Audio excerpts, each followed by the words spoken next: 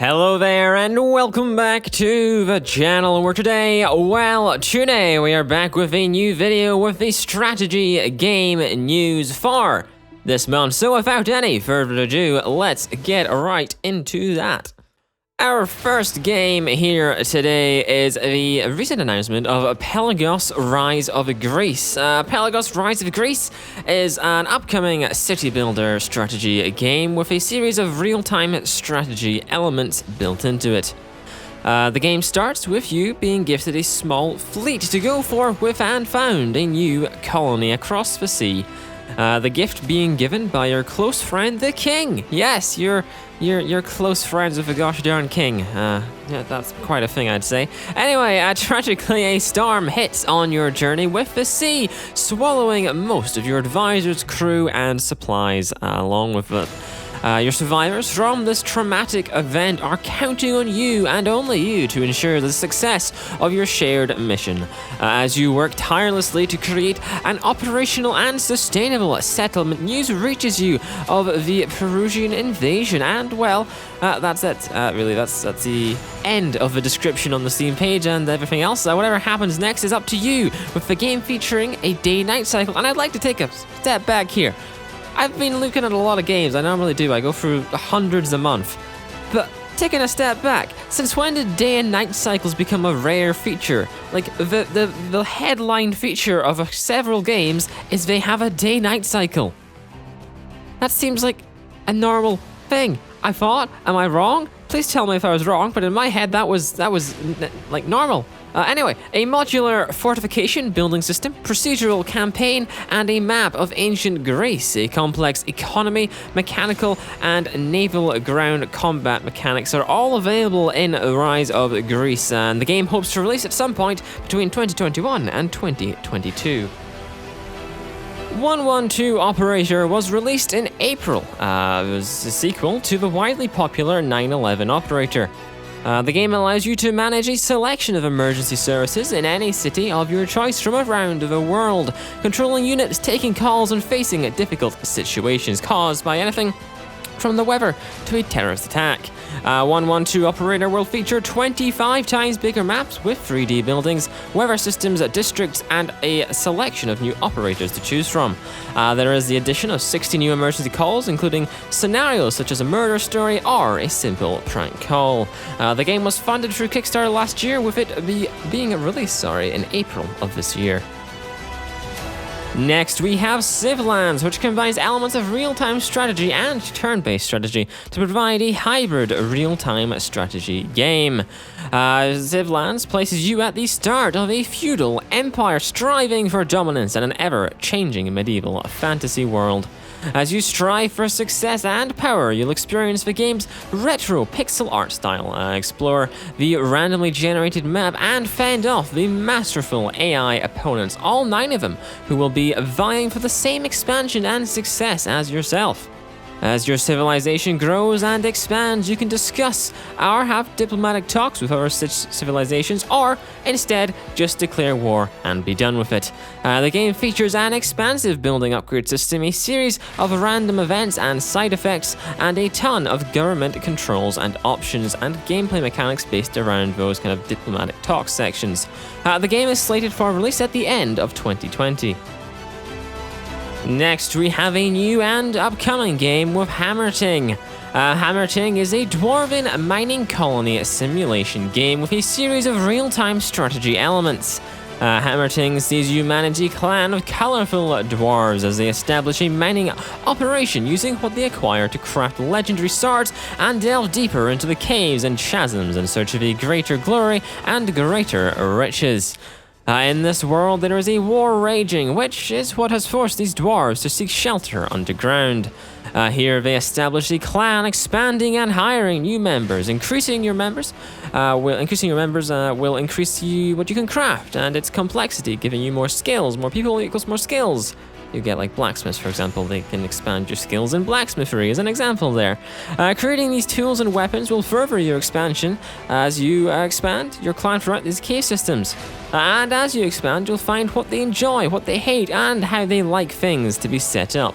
An example which is given in the description would be that dwarves like elevators over staircases. Raising the happiness will, of course, make them work more efficiently. The game hopes to support modding on release and hopes to release by the end of 2020. This month we had the release of Evil Democracy 1932 to very positive reviews on Steam, with many commending its interesting and engaging concept, but also some criticisms on its lack of depth and clicker-style gameplay. For those unaware, Evil Democracy 1932 places you as the leader of a political party of your choosing. Your key goal is, of course, to fend off competing parties to win the overall election. The game features 3 scenarios, each based in a different country, with the options available being Germany, France, and England. Each of these countries will have a different scenario, is the idea there. 29 fully playable political parties from the time period, the ability to edit, publish, and distribute your own newspaper, and the ability to choose from 200 deputy leaders to change up your party. The game can be found on Steam for $9.29. Next, we have a rather topical game which features the word YouTube will not allow me to say, the Outbreak. You'll probably see the name on screen. That should be allowed to be shown on screen, not just said out loud. The Outbreak is a real-time strategy game in which you play the role of a leader of a global health organization which is tasked with tackling a global pandemic. In order to manage its rampant growth around the globe, you'll have to manage the virus through effective fund, staff and medicine management, issuing emergency decrees to close borders, declaring emergencies, enforcing vaccinations, closing schools and airports, and many more possible decrees. The game will feature a series of research projects, unexpected random events to switch up gameplay, and much, much more.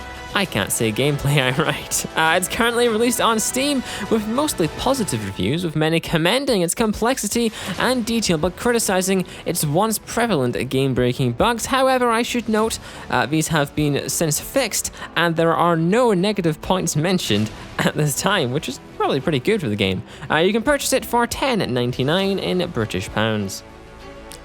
Following on from the previous story, Realpolitiks 2 is an upcoming game also developed by Jubilee SA and hopes to release in the fall of 2020. In Realpolitiks, as the leader of your own country, you'll be able to utilize diplomacy, espionage, military domination, and economic management to control your own country and expand into others as you vie for global domination.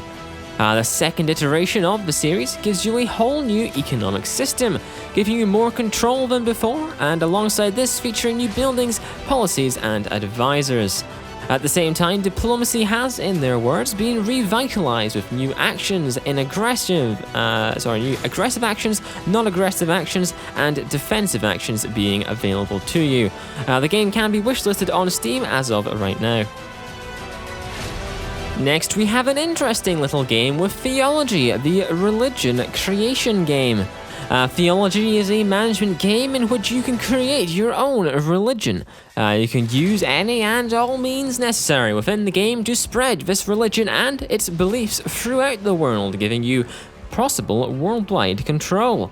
Besides creating your own religion, you will be able to manage many places of worship around the world, creating and managing an army of devoted followers and worshippers, waging holy wars on land, sea and sky to watch as your religion grows through ancient times into the 2020s. The game hopes to release in Q4 of 2020, and it looks like a bloody interesting concept from my opinion. With poly-based games all the rage recently, we now have the upcoming release of Pollytopia. Pollytopia is a turn-based strategy game with low-poly graphics, soon to be available on Steam, and this is after its successful release on iOS and Android. Battle of Pollytopia sees you fighting evil and rival tribes, both in the form of AI and real-life players, within its multiplayer cross-platform mechanics. As you fight your way to the top, you'll expand your settlement and find new land to use the expansion as you please. Each of these multiplayer AI battles is estimated to take 30 minutes and will stretch your strategic fighting skills to the limit.